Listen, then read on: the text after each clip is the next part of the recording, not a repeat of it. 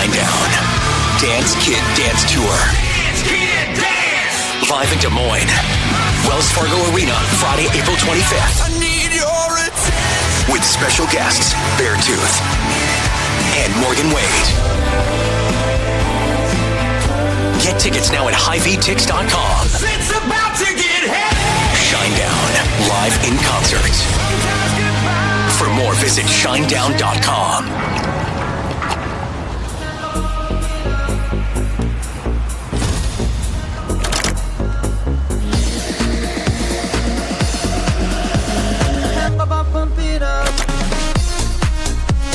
A fuel choice that even rivals can agree on? Now that's worth the hype. Cheaper, cleaner, and homegrown. Pump it up with unleaded 88.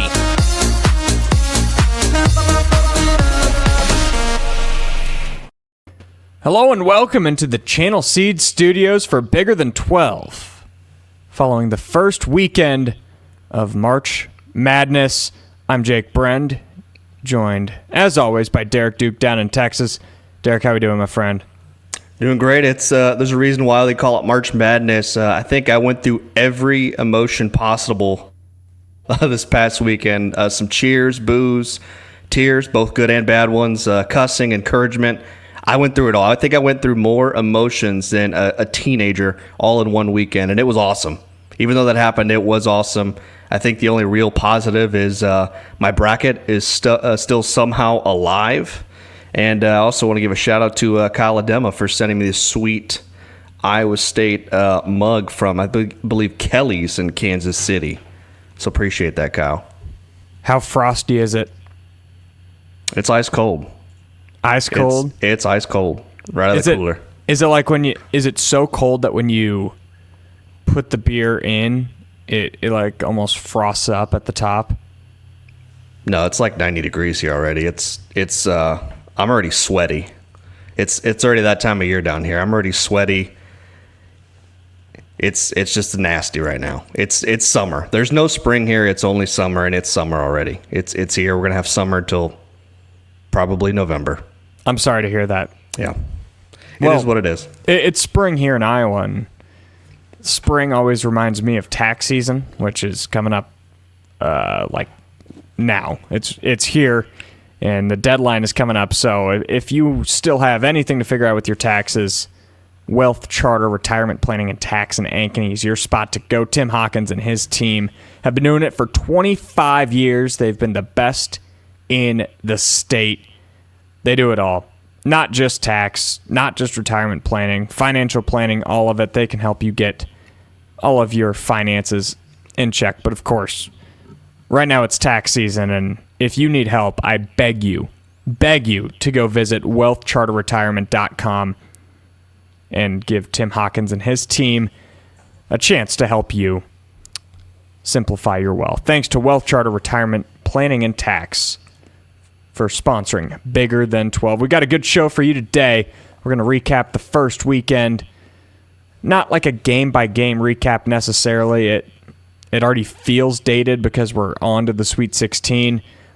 But we're going to talk about each team that either advanced or, frankly, didn't. We're also going to debate the Big 12 against the SEC. We've got an update in our March Madness draft. Oh. Yeah, sorry to hear that, Derek. Oh, that's rough. Going to talk about what's happening in Morgantown and then some game picks in the Sweet 16. Let's start with the Big 12 against the SEC. So the SEC puts in 7 teams to the Sweet 16, a new record for the NCAA Tournament. Impressive, to say the least. The Big 12 gets 4. Had a spectacular first day in the round of 64, a 7-1 record in the first round. I guess, Derek, where do you stand right now in this debate between the Big 12 and the SEC?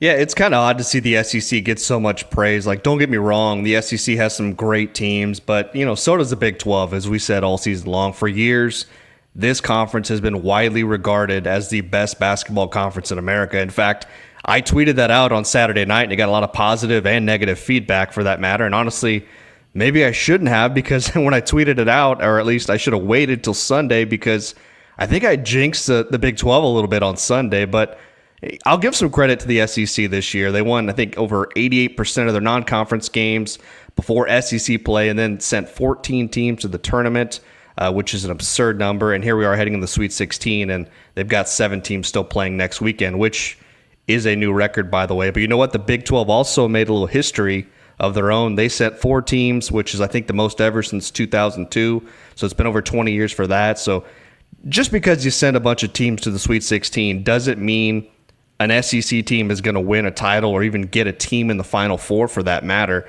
Like, there's still plenty of basketball left to play. And unlike the national media, I'm not going to get on my knees and start kissing the ass of Greg Sankey or the almighty SEC. Like, the Big 12 still has a chance to get some teams to San Antonio, for that matter. So there's still plenty of basketball left. Yeah, I don't think you can debate that this year the SEC's been the best basketball conference. And I don't think whoever wins the national championship changes that discussion. And I don't necessarily think the amount of teams in the Final Four changes that discussion either. But I think this belt was passed prematurely. Like, the Big 12 has been the best conference in basketball for the last 5 years running, and you could argue longer than that. But there is no arguing that it has been the best basketball conference in the past 5 years. The champions speak for themselves. The Final Four teams speak for themselves. Not the amount of teams in the tournament, but the percentage of the conference that makes the tournament over the past 5 years is undeniable. And I don't think one extremely strong and, again, historic year by the SEC changes that. I'd also argue that I think a lot of the perception about these two conferences had to do with Houston being unhealthy early in the season. Auburn beat them. Alabama beat them. Houston lost a weird game to San Diego State and really fell off the radar. I think Baylor and Kansas entering the year as top 10 teams and really underachieving hurt the perception of the league. But BYU, for example, really shot up. Texas Tech wasn't ranked highly to start the year, and they're one of the best teams in the country. So I think if you're looking at it from that perspective, a lot of casuals would have maybe thought the Big 12 was down this year because Kansas, who's perennially awesome, was pretty mediocre. Same thing with Baylor. And I don't think the gap is that insanely wide. Also, the SEC did have an incredible non-conference. There's no denying that. But when they destroyed the ACC in the SEC ACC Challenge, I don't think we knew how historically bad the ACC was going to be at that time either. So, all that to be said, the SEC is the better conference this season, but it's irresponsible to say that it's just automatically going to be that way going forward, because the Big 12 still has recent history on its side. Yeah, the Big 12 only has a decade plus of outstanding basketball compared to the SEC, who's kind of had a resurgence here over the last couple of years. Yeah, and there's no denying the coaching they have. Just you look at the coaches that they've got right now in the Sweet 16. Calipari's on a 10 seed and took them there. They've certainly put a lot of resources into basketball, and it's not a coincidence when there is so much money being funneled in from their football media deals. It's not a coincidence that is spilling over into basketball. So that'll be something interesting to follow, I think, over the next decade to see what that's like. I also think the Big 12 adding, you add Arizona and Houston. Those have no doubt been incredible additions, but you also have added Utah. You've added BYU's not a good example of a bad team. They've also been a great addition, but you've added Cincinnati, UCF, Arizona State. Those have watered down the metrics. Colorado. So you used to have, when you had 10 teams in the Big 12, there was maybe 1 or 2 bad teams a year, and it brought everybody's metrics up. Now you do actually have a few bad teams, and that I think that's hurting the overall perception of the conference. But we don't need to focus on that too much longer. Let's talk about the Big 12 teams and how they fared in the first weekend of the tournament. I think it's only fair if we focus first on the 4 teams that are moving on to the Sweet 16, and then we'll talk about the teams that got knocked out. So the advancing teams: Houston, Texas Tech, BYU, Arizona. Houston, a really solid showing in the first 2 rounds. Got past the 16 seed and then beat Gonzaga in a bit of a rock fight. Should the Houston Cougars be the national championship favorites?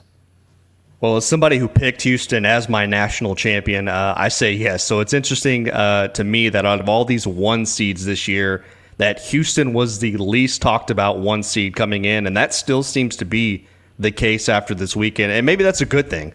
Like, let them fly under the radar. But I love this team. And for those who paid attention to the Big 12 this season, know just how good this Houston team is. And they won the regular season title, conference tournament, and now they're on the path to maybe a Final Four. I mean, they handled, was it SIUE? I think those are the letters for the school. But yeah, with ease, made them look like a junior high B team, and then won a close one against a sneaky good Gonzaga team who you really liked on Saturday. LJ Cryer was absolutely fantastic. So was Jawan Roberts, for that matter. I think the Zags shot like 50% from the floor, and Houston still found a way to win that game. That was impressive to me, and that was a championship-like performance. Now, they get Purdue in the Sweet 16. I think they'll handle them, get to the Elite 8, where they'll face probably either Kentucky or Tennessee. I just feel really good with the way things have set up for Houston. I feel really good about this team. That's why I picked them as my national championship. Yeah, I like how they're healthy compared to last year. I still think last year maybe they wouldn't have beat UConn, but I think they would have been in the national championship last year had Jamal Shead not gone down. We've said it all. We've said every positive thing we can about this team. They are one of the best shooting teams in the entire country, and they're also the nastiest, dirtiest, toughest dogs out there on the court. They have all of the makings of a national championship winning team, and I do think it's their championship to lose. Purdue is a pretty favorable draw, I would say, in the Sweet 16, and then once you get down to the Elite 8 and the Final Four, anything can happen. If LJ Cryer is hitting shots like he was against Gonzaga on Saturday, and if you can keep getting what you've been getting from Emmanuel Sharp, and then you know what you're going to get with the big guys. You're going to get rebounding. You're going to get toughness on defense. That's just going to happen. And I said it on Twitter on, I think, Thursday. I said that it's a shame that we had to watch the national championship in the round of 32 between Houston and Gonzaga.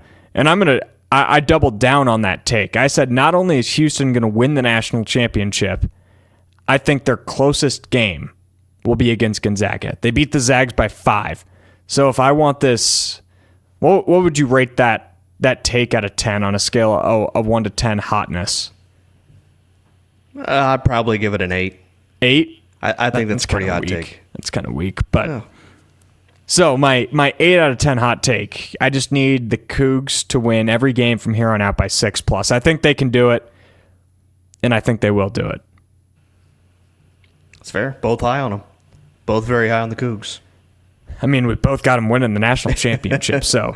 It seems like, everybody that I kind of know in our inner circle has them winning the national championship, but then you listen to the national media and everybody else, nobody has them. Aiden looked like he wanted to say something. He wanted to... I think he was raising his hand. Yeah, I got Houston too. Okay, so we're all 3 on Houston. Well, and so the score is going to indicate that game was close, and it was, but Houston controlled it most of the way, and Gonzaga is just criminally underseeded. I don't know how they weren't a 5 or a 6 seed. I think the West Coast Conference in general got a little bit disrespected. So to get that Gonzaga game, I still think was the scariest game for them that they'll play until the Final Four. And they were able to get past it, and that's good for Houston because they've got a long ways to go still. Still 4 games to reach that end goal. Another team that I think could potentially be there, not as confident, is Texas Tech. Tech, man, they were in a grind against UNC Wilmington late Thursday night, trailed for a lot of the second half, were able to pull away, and then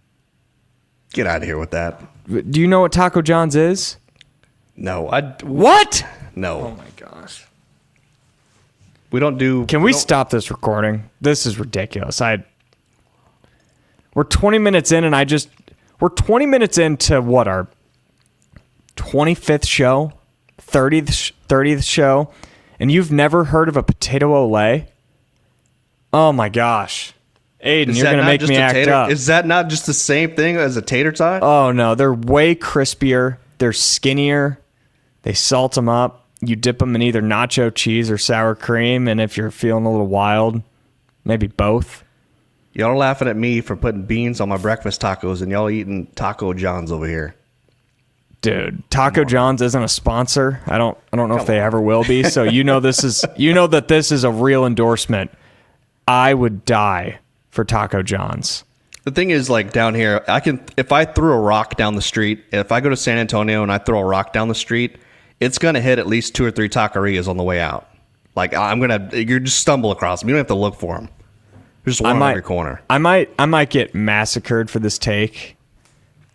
I don't even know if I should share it, but I'm probably already in too deep. Don't say something stupid. I'm probably going to say something that you think stupid. I think the gap between quote unquote like bad Mexican food and good Mexican food is so small. Ooh. Like, I think Taco John's is just as good as any authentic Mexican food as I've had. Aiden, stop this damn podcast right now. I'm about to walk off. I should walk off this damn set after that take like that. That's not I'm not dissing like authentic Mexican food. It's a compliment to cheap Mexican food. I think short of like cafeteria Mexican food, it is just so consistent across the board. Like, I'm always down. Like a walking taco at a Little League game, just as good as a taco in a random restaurant in Texas. I guarantee it. I'll die on that hill. The thing is, though, when you say fast food and cheap, like a good taqueria down here is cheap. Yeah, that's not my point. I'm saying like a place like Taco John's. Oh, come on. Aiden, where do you sit in this argument? We're going way off the rails here with tacos. I'm not a Taco John's guy. What? There you go. Boom. I like potato olays, and they're basically tater tots, but we got to get Cyclone Larry on this program. I know he'll defend it to the death. We do have something like a Taco John's, I believe. It's called Taco Cabana. It's open 24 hours. It's just what I call drunk food.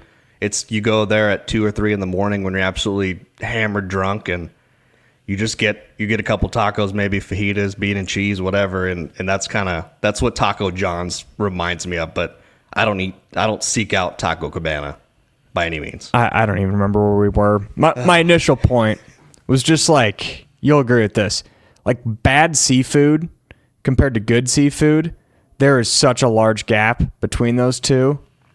Or like, I can agree with that. Even in San Antonio, I'm hesitant to get seafood here because I just know it wasn't caught that morning. Like if I go to Houston or something, I know I can get shrimp that was likely in the sea that morning. You know what I mean? Yeah.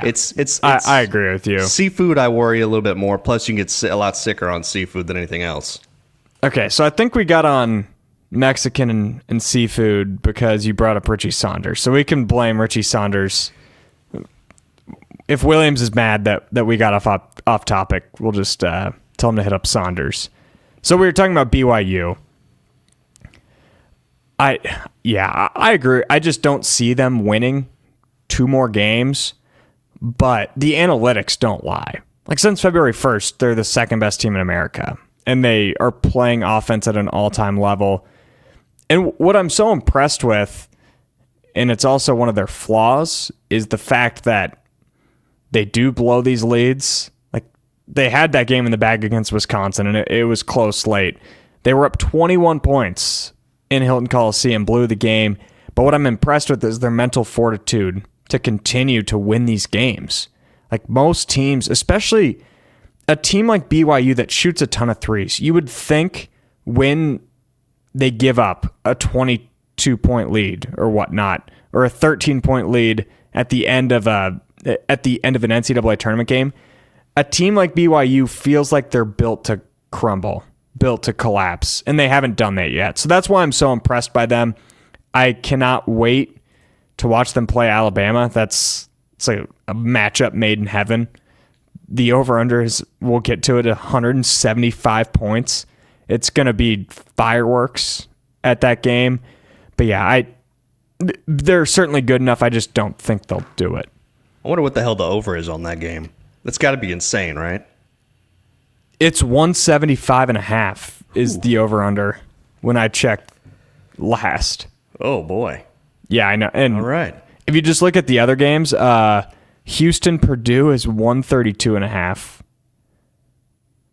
So maybe I'll double check that to make sure that I didn't make a typo or look at it wrong before we get into picks. But yeah, that's what I had written down. Oh boy. One final Big 12 team in the Final Four, not in the Final Four, the Sweet 16, is Arizona. Man, they were a trendy team to get upset by a lot of people, whether by Akron or whether it was Liberty making the Sweet 16. That did not happen. They beat Akron, and then they beat Oregon in a crazy game where I think the last minute took almost an hour and a half. There was an estimated 27 reviews for every single play that happened in the final minute of the game. It was insane. How impressive is their run to the Sweet 16? I mean, it's very impressive what Arizona's been able to do in this tournament. And I know before the Big 12 tournament started, I was one that was worried about them, and they ended up going to the Big 12 title game, and they made a nice run in Kansas City, and it looks like they've kind of continued that momentum here when it matters most, and they manhandled a sneaky good Akron team who I thought could give them a little bit of trouble, but that was not the case. They beat them by almost 30 points, shot lights out against Oregon, who was more than capable of beating them, but Arizona once again pulled through. This is the kind of Arizona team that we've been waiting on for the last few weeks of the regular season, and now they've arrived. So it's good because I think they're going to need every single bit of that when they play Duke this weekend. It's impressive. I just don't know if it's sustainable because Caleb Love has been... We've seen him as the hottest player in the country at times this year, and we've seen him as the coldest. There's not a huge in-between, but this is a guy that's done it on the biggest stage before. So I don't necessarily know if I would count on it happening, but I wouldn't rule it out either. I was impressed because I picked Arizona to get beat in the second round. Not necessarily even because of who they were playing. I just had seen too much from them this year at end of games or nights where shots weren't falling to where they just didn't do enough other things right. And what I've been impressed with is, yes, they had shots fall against Akron, and yes, they had really hot stretches against Oregon, but they also had really cold stretches as well. And they were able to level those out just enough to sneak into the Sweet 16. But again, the stuff that I've been worried about for them all year, like end-of-game execution, they almost blew a 12-point lead in the last minute and a half to Oregon because of very, very poor late-game execution. They did just enough to sneak out of there. But yeah, I don't see them getting past Duke, but it is a positive for them that they've already played Duke before. Cooper Flagg isn't going to be something new. It's not going to be a surprise, so they know what to expect, and that I think that's advantage Arizona just a little bit heading in to the weekend. No, for sure. And I remember you were talking about a lot during the season. You were worried about that late game execution. Yeah, you're right. It nearly did cost them here against Oregon. So, yeah, you don't want to get in a situation where you're making mistakes down the stretch, especially against a team like Duke here. Well, and the good news for Arizona in this specific game coming up is Duke hasn't really been in any close games this year. They blew out everybody in the ACC. They just blew out Baylor. They obviously blew out the 16 seed. So if you do get in a close game, even though Arizona hasn't been great in late game execution, they're certainly more experienced in the late game execution. I think that's the key if any team wants to knock off Duke, is get them to a tie game with 3 minutes left and see what happens, because we really haven't seen them have to do that at all this year with pressure on them. And it's a talented team. I think you could argue it's the most talented team in the country. but they still are young and they're inexperienced. And that could play in the favor of a more experienced team, whether that's Arizona, whether that's BYU or Alabama, or even later in the Final Four, like a matchup with Houston. I love the Cougs in that.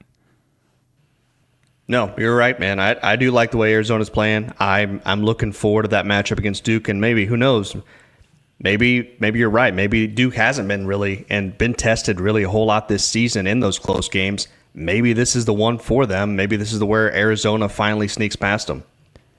So I had an ad read written out for a few weeks down the road, and it was as Iowans, Iowa State fans specifically, as they were going to plan on driving down to San Antonio, that they should stop by Freedom Tire on the way because it's a long drive. It's like a 14-hour drive. And unfortunately, I don't think many Cyclone fans will be making that trip to San Antonio anytime soon. But that's still no excuse to not stop by Freedom Tire. You don't want to be driving around on bad tires. If you need an oil change, Quentin Crowner and his team can do that for you too. And again, it's spring. You're going to be driving around on more gravel roads. Most counties, I think, at this point would almost be putting down new gravel. The last thing you want is bad tires on gravel roads. Go and stop by any of the 5 Central Iowa Freedom Tire locations.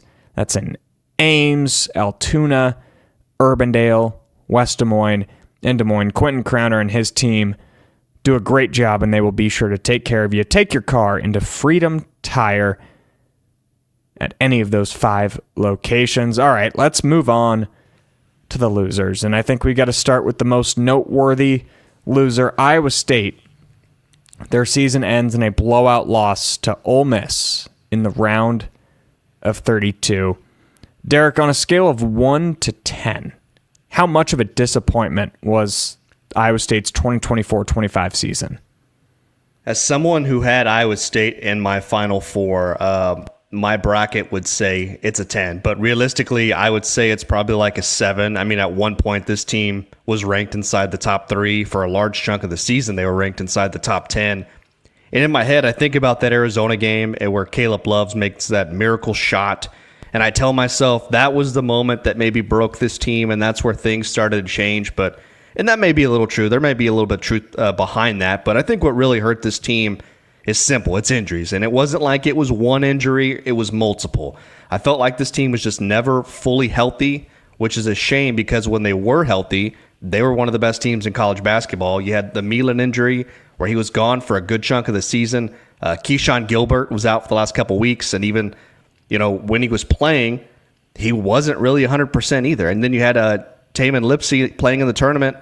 Obvious that he was not fully healthy either. So it's one thing when you lose and it's your best against their best, but that wasn't the case against Ole Miss. Iowa State limped into the NCAA tournament. They didn't sprint into it, and that's why they're going home early.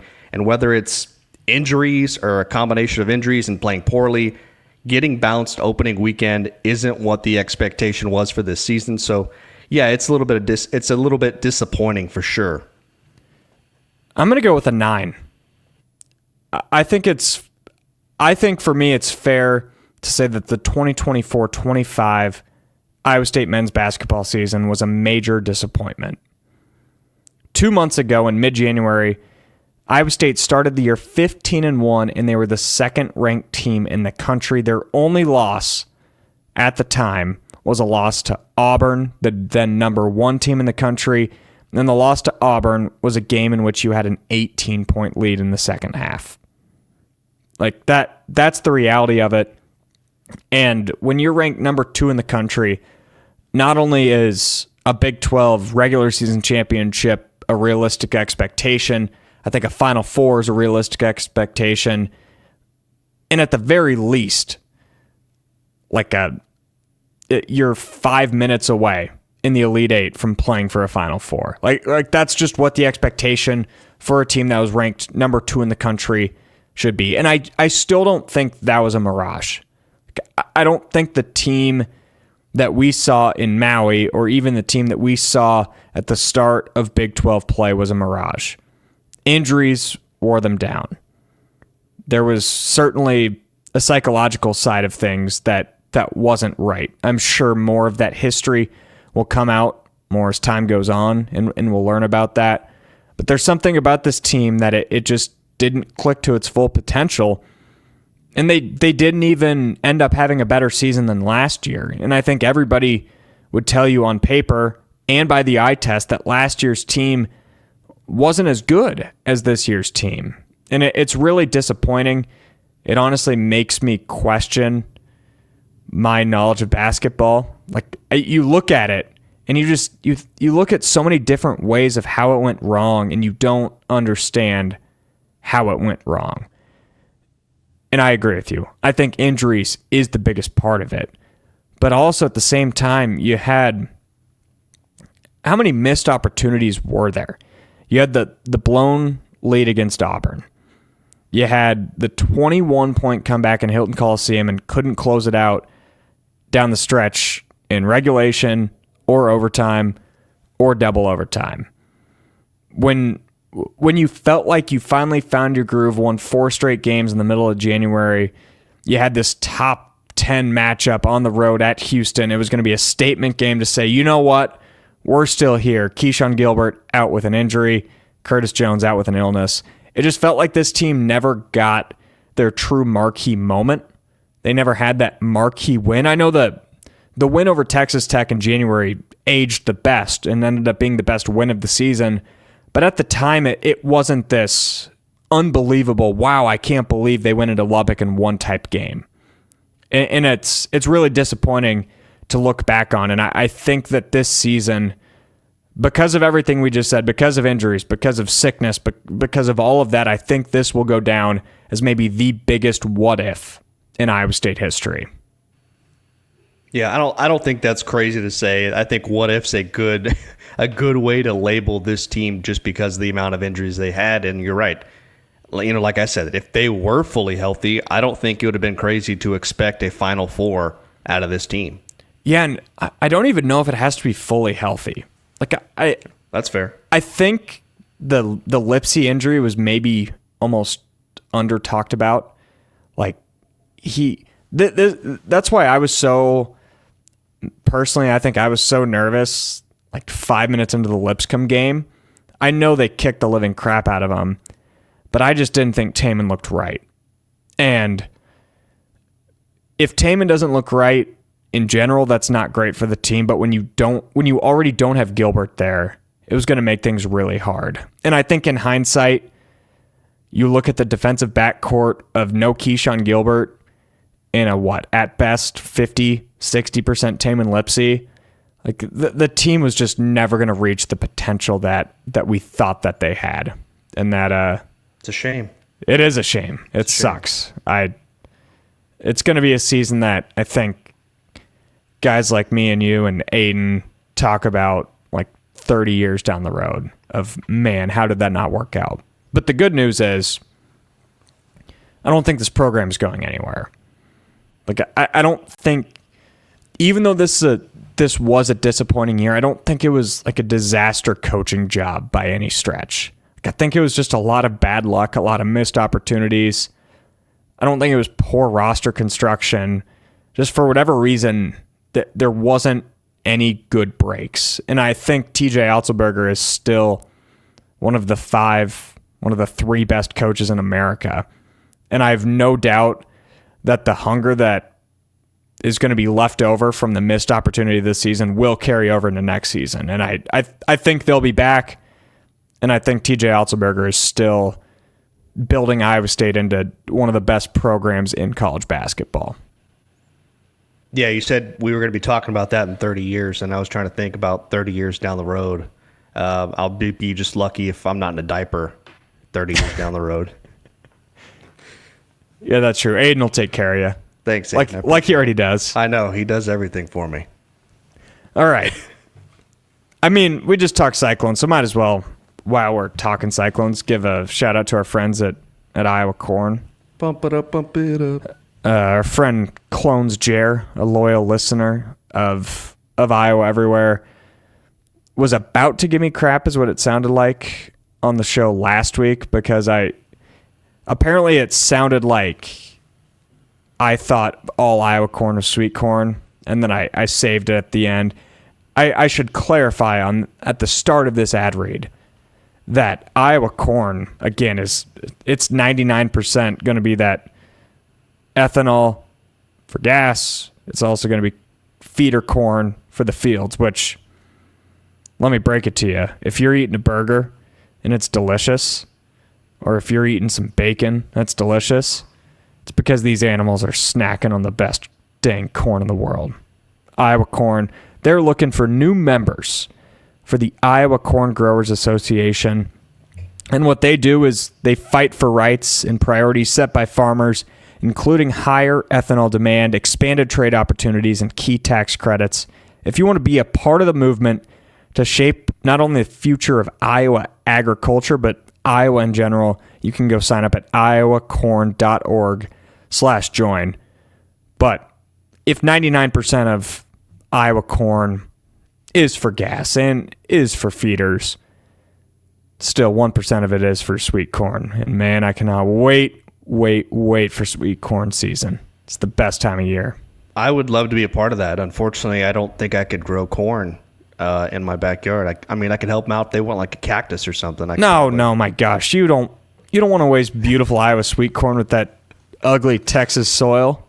Well, I wouldn't say if you tried growing sweet corn in Texas, it might turn into a cactus. I don't know what the hell they got in that soil down there. I think I've showed you guys my backyard before. There's like tumbleweeds in it and shit. Yeah, it looks like you wake up every morning and you set fire to your backyard, kill everything, and then do it again the next day. Yeah, I was talking to somebody the other day. I have not mowed the yard since like last summer because there's just nothing. It's pretty sad. That's too bad. Yeah. I'm sorry to hear that. We'll stay in a desolate area.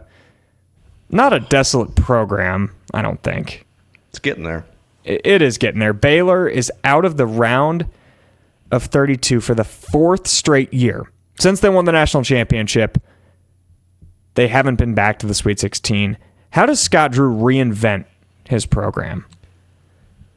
I don't want to make any excuses for Baylor, but they were also a team that dealt with some tough injuries this season and had some bad luck, really, with injuries the last couple of years.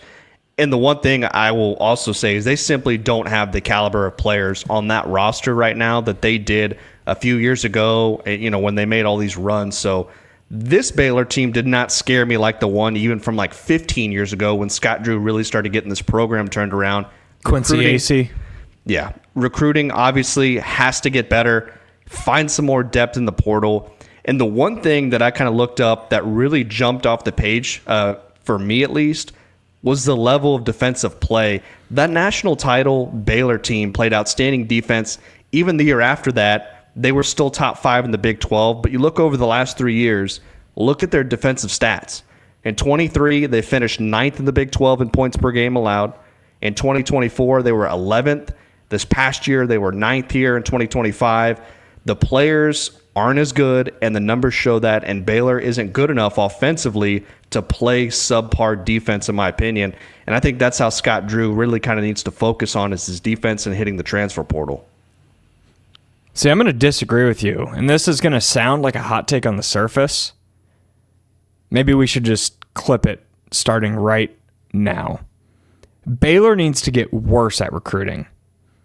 Because since they won the national championship, they have gotten the boost that a national champion gets, and they've been able to get the 5 stars. They've been able to have these super high recruiting classes, but the problem is while they're getting these elite players, VJ Edgecombe is by far, I think, the best athlete to ever come through that program, and he's going to be a top 5 pick in the NBA draft and have a long career. He's also only around for 1 year. And if a freshman is the centerpiece of your program, if he's really anything short of a Cooper Flagg, it's not going to amount to much. And that's where I agree with you. Where's the guys like Jared Butler, Maceo Teague, Davion Mitchell? Where are these dogs on defense to surround this young talent that they've been able to bring in? It hasn't been there. Jeremy Roach didn't work out. Jaden Nunn's good, but he's small. Nurchad Omir's a dog, but they have no help. He's a great rebounder, solid defender, But if he's the only guy that they've got in the front court doing any of that stuff, it's not sustainable over the season. It's made me really just confused watching Baylor's roster construction the last few years. I think they've got to reinvent themselves still. You don't turn down a 5-star recruit, but at the same time, you got to start going through the transfer portal and maybe going the Iowa State route. Like, go get a Nate Heisey, a guy that he's not going to be an NBA draft pick, most likely. I can't imagine.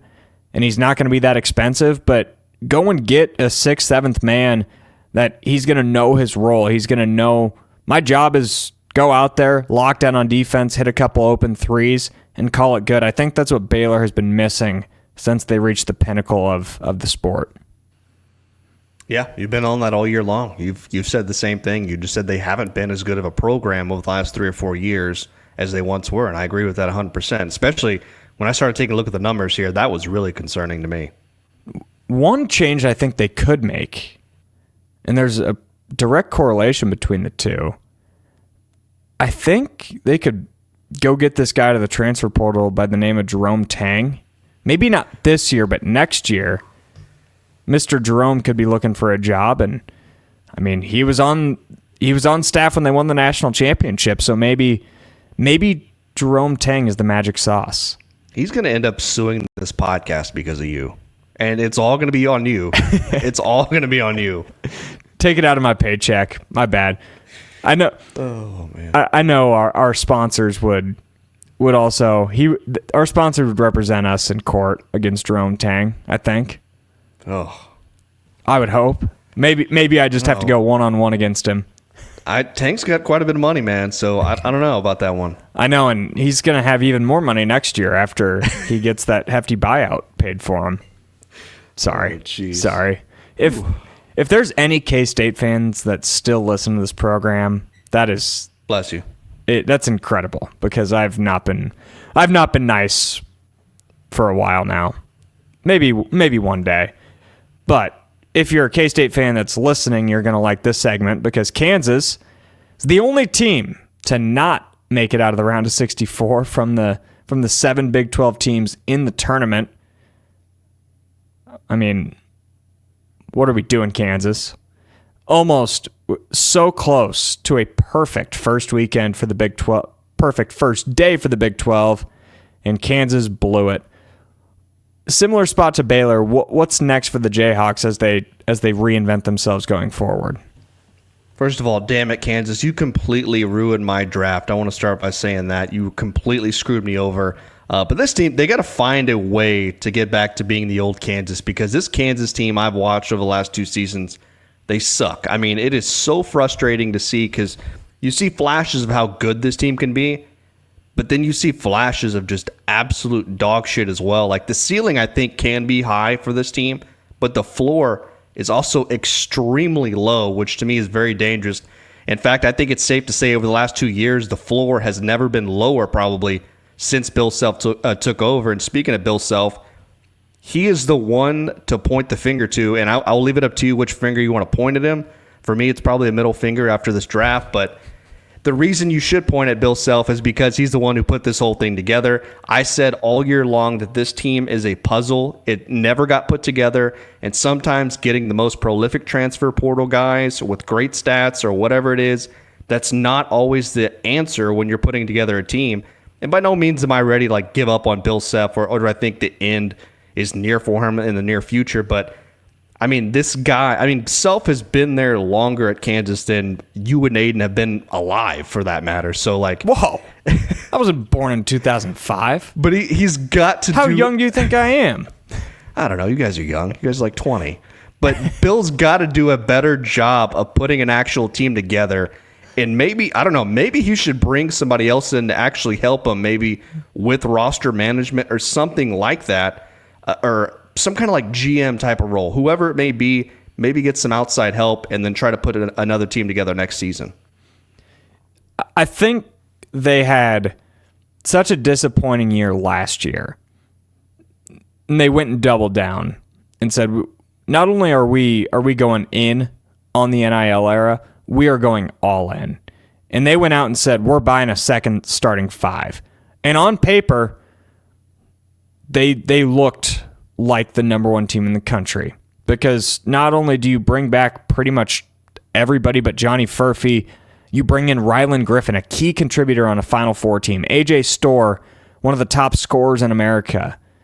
Zeke Mayo, one of the top mid-major players in America. It was too perfect on paper, but the problem is I think they had a 7'2" ceiling. Like, I don't think their ceiling was as high as it could have been because of Hunter Dickinson. I just don't think that he is the type of player that can consistently win in the Big 12, maybe in the Big 10, a league that plays some slower pace, more of a big guys league. That's not the Big 12, though. If you're going to be a big guy in the Big 12, you got to be tough.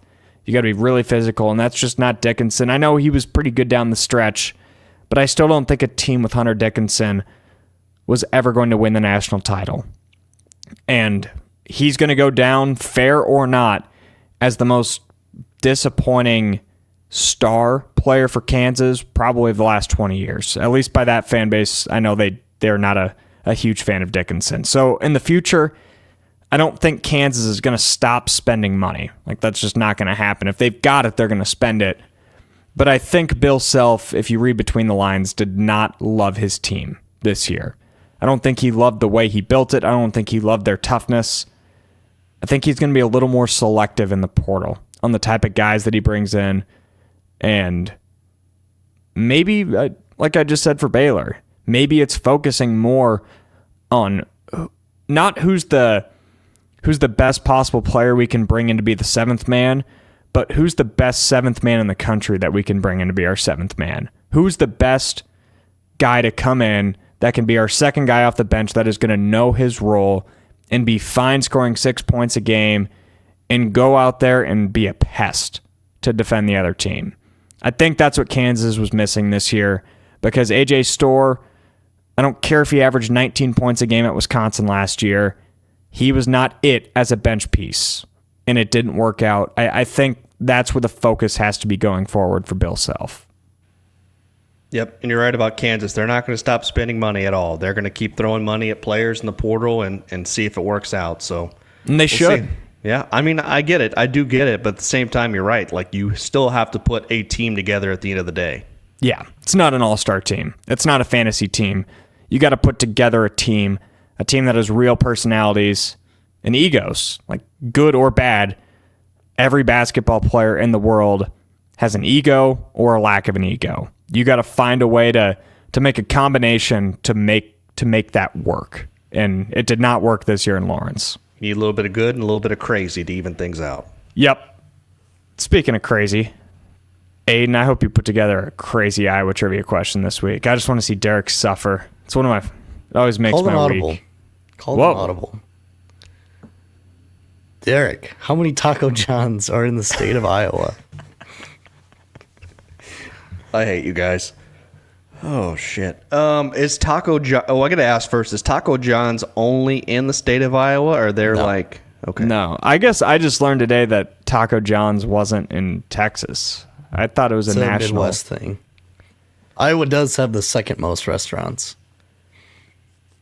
I mean, Midwest tacos sound interesting. Don't get me wrong. Oh, shit. I'm going to go with like 75 locations. That's Jake, low. you have a guess? That's low. In the whole state, 75. I don't think that's a low number. I can close my eyes and picture 4 right now in Des Moines, and then 1 in my hometown of Indianola. I'm gonna go 130. It's 53. Whoa, 130. So I was closer than you. I wasn't that far off. I figured there'd be like 1 in at least every county. And I know that Des Moines got 4, like Cedar Rapids, they probably got 3. I don't know. I was going, man. When I go up, I am. I was way off. I'm gonna drive to frickin' Taco John's when I go up. Yeah, we'll go. We'll go together, dude. When you're up here, I'm so glad that you're coming the week that you are and not the week before, because the week before I'm running a half marathon, so we're talking about like all these 7 meals that we're going to go do in a span of 3 days that I just wouldn't be able to do if it was right before a half marathon. So you're coming after, and I'd have done the half marathon with you. I'm going to be down to eat all the food, drink all the beer. It's going to be awesome. No, I would have done the half. I would have watched you do the half marathon. I would have watched you. I get one of them like electric scooters to do the marathon. Yeah, I'm sure you'd be fine having a beer for every mile I run. There you go. That's a good target right there. You wouldn't struggle with that. So, we've got this little March Madness draft. If you listened last week, the way we did it was we had the 7 Big 12 teams and added in Drake to make it even. And we drafted the teams, and we get a point per win per seed. So I drafted Drake. So that means when Drake won their first round game, I got 11 points. And after 1 week, I am up 38-13 in the draft. Would you look at that? Wow. I don't even know what to say to that graphic. I think I've got it clinched, don't I? Like, there's no way mathematically you can win. That score makes me feel like I'm back at the Big 12 championship game in Arlington. So, yeah, no kidding. Arizona, 4 points per win. If they were to win their next 4 games, that's only 16 points. I've got no shot. It's over. We need to call. I got knocked the hell out. It's a knockout. That's what it was after the first weekend. The Baylor win over Mississippi State, after I'd already been having a pretty dang good start to it, was really clutch because that was a 50-50 game, and that's 9 bonus points right there. At this point, I don't even need BYU or Texas Tech to win a single game, and I've got it in the bag. Sorry. No, it's not your fault. Do we want to talk more about it? I'm more than happy to. I mean, you guys are Bears fans. I think I drafted. I'm not a Bears fan. What? Oh, sorry, Aiden. Aiden is a Bears fan. I apologize. You're a Cowgirls fan. I drafted like the Bears GM drafts. I just drafted a shitty draft. Hey, I had just what the hell, man? Draft. Yeah, what? You just took a shot at Aiden for nothing. I was the one who was being a dick. Well, Jerry, I'm not going to talk about Jerry. We've talked plenty about Jerry Jones. Yeah, if you say Jerry Jones 3 times, he'll appear and haunt me for the rest of my life, which is already happening. Well, he's probably going to outlive us all anyways. Oh, I'm certain of it. Absolutely certain of it. West Virginia. Yeah, let's talk West Virginia. We're not going to spend too much time on this because it is so dated. I'm more interested on, I guess, the future of this. But man, they had a brutal week. They got screwed out of the NCAA tournament, which feels like an eternity ago. Then they lost their coach and one of their best players after 1 year. Darren DeVries takes the job at Indiana. And the conspiracy theory is that...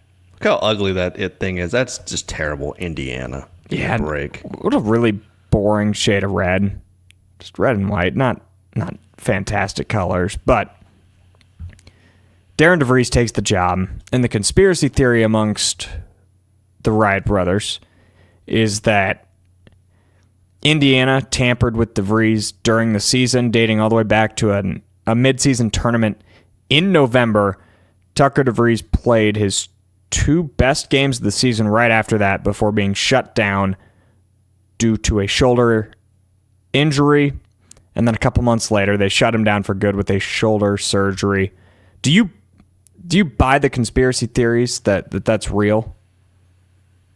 I think so. If you looking back at this week, you're right. It's just been a brutal week for West Virginia fans. I think they would probably rather take 2 knees to the groin than take what they had to take the past 7 days. But getting screwed by the selection committee, losing your coach in the same week, absolutely terrible. And then there was that random Indiana fan account that claimed a verbal agreement that had been made for like a month, and then what do you know, it happens. And it sure does sound like DeVries was working on this thing for a lot longer than a few days. In fact, I think he pretty much openly admitted that he was in communication with Indiana throughout the season. And to make matters worse, you have things lining up with Tucker's a season-ending injury, and now he's going to play for Indiana next season probably.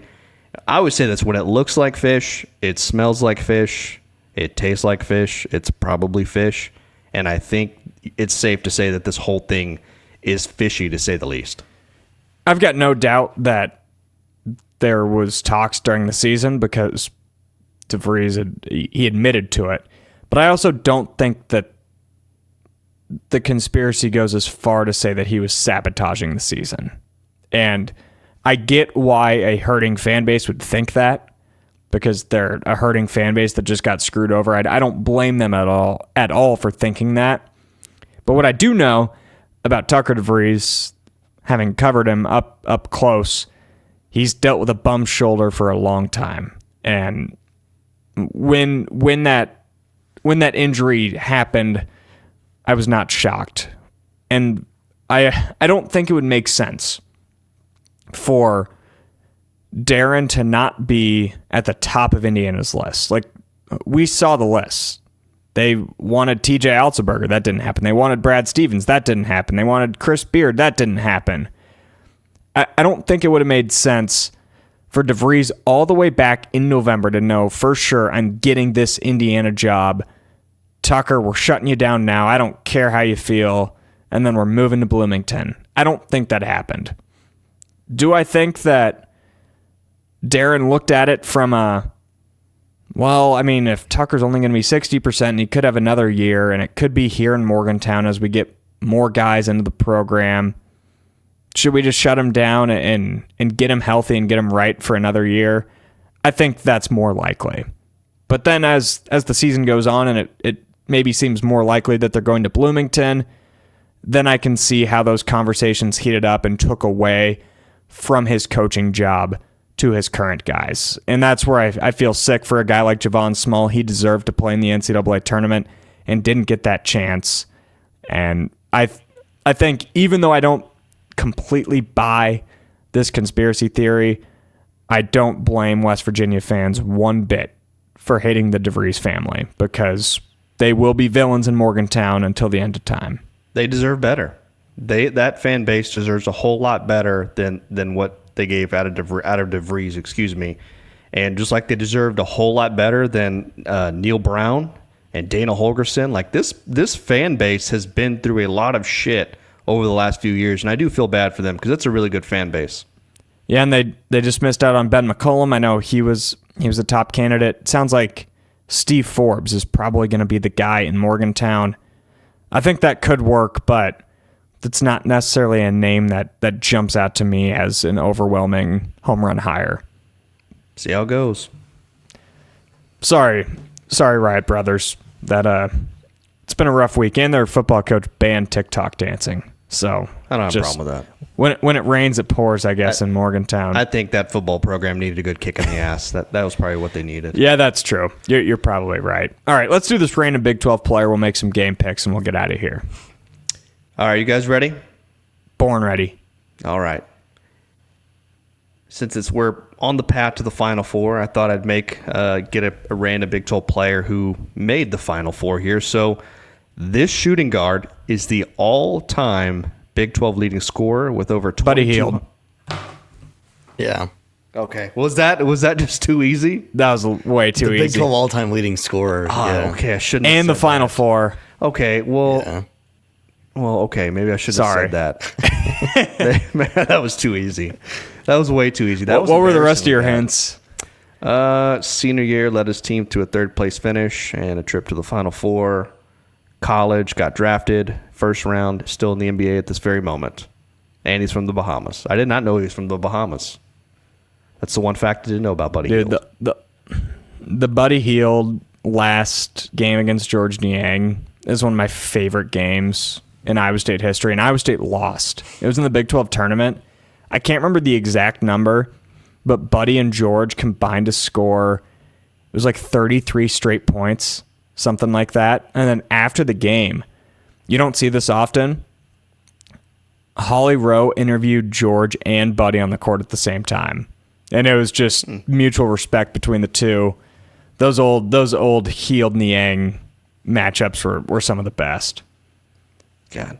Well, that's two Oklahoma. For those counting at home, that's two Oklahoma players. Yeah, 39 points from Buddy in that game, 31 from Niang. Damn, it was that just a hell of a one. A classic game. I think that was in the quarterfinals too. That'd be maybe the semifinals. 2016, is that right? Yeah. 2016. Okay. Steve Prohm's first year. All right. Let's move on to some game picks. I closed out the regular season just a little bit ahead of Derek. I kind of forgot to write down. I think I was like 2 or 3 games ahead. So it is in reach. We got 4 games involving the Big 12 this Thursday and Friday in the Sweet 16. We got BYU taking on Alabama Thursday in Newark at 6:09 on CBS. Alabama is favored by 5.5 points. Where are you going? I'm going BYU. I've got the Cougars going to the Elite Eight. They're going to win this game, so I'm going to take BYU here. Really? BYU straight up. I'm sticking. I got to stick with my bracket. That's what I picked in my bracket. Yeah, no, that's fair. I'm sticking with it. I've got them losing, but as much as I want to take the points in the 5.5, I think Alabama just pulls away a little bit late. I'll take Alabama minus the 5.5. That's fair. What about Arizona and Duke? That'll be the following game in Newark on Thursday at 8:39. The Blue Devils favored by 8.5. I am going to take Arizona to cover, but I still think Duke's going to win. I have Duke winning that game, but I think Arizona's going to cover. I think it's a tighter game than what people think. And I love the way Arizona's playing right now.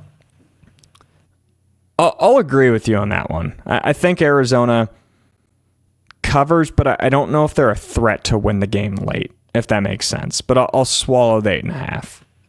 Backdoor cover. Then we got Arkansas taking on Texas Tech. The Raiders favored by 5.5 for another Thursday night tip. This one at 9 o'clock in San Francisco on TBS. Both teams playing really well. I want to take Arkansas, but I love this Tech team. I'm going to take Texas Tech to cover that spread there. Yeah, this feels like a trap, which scares me. Like, why is Tech not favored by more? Why is it not 8 or 9? That makes me feel like Vegas is begging us to take Texas Tech, and for that, I'm going to take Arkansas. Even I think Tech wins. I still think Tech goes to the Final Four. But based on my rules of Vegas, I'm going to zag where Vegas wants me to zig, and I'll take the Razorbacks. And then closing out, Purdue against Houston in Indianapolis, Friday night, 9 o'clock on TBS, the Final Four matchup from last year that we never got to see. We get to see it now in the Sweet 16. The Cougs favored by 7.5 points. I'm going Cougs here. I'm not a big believer in this Purdue team this year. I like where Houston is. I love the setup. As I've said before, I'm going to take Houston to win this one, probably by like 10, but I'm going to take the cover there at 7.5. I mean, you know my bold prediction. I said not only is Houston winning the national championship, they're going to win every game from here on out by 6 or more. It'd be stupid if I didn't take the Cougs to cover. That's exactly what I'm doing. Houston by 1 million. It'd be funny. It'd be funny if you'd have took Houston by 7. Yeah, 6 or 7 exactly. There you go. Now that'd make you some money if you took that exact line. But yeah, I'm excited. I'm going to be locked in. I'm off work Thursday and Friday. I plan on doing nothing but watching basketball those nights. I can't wait. It's going to be 80 here on Friday. I'll probably hit the links during the day. I don't know what that is. Golf. Oh, okay. I'll probably golf, be ready. Yeah. Be ready to watch some basketball. Not a golf guy. More of a clubhouse kind of guy. Fitting. Shocker. Yeah, no, I'm kidding. All right, well, that's going to do it for us this week on Bigger Than 12. I mean, hopefully we've got some Big 12 teams to talk about next week, heading into the Final Four, hopefully. We better. Sure, your stupid tater tots. This has been Bigger Than 12. Thanks for listening. Be sure to like, subscribe, wherever you listen, wherever you watch, and then go support our sponsors. Thank you so much for listening to Bigger Than 12.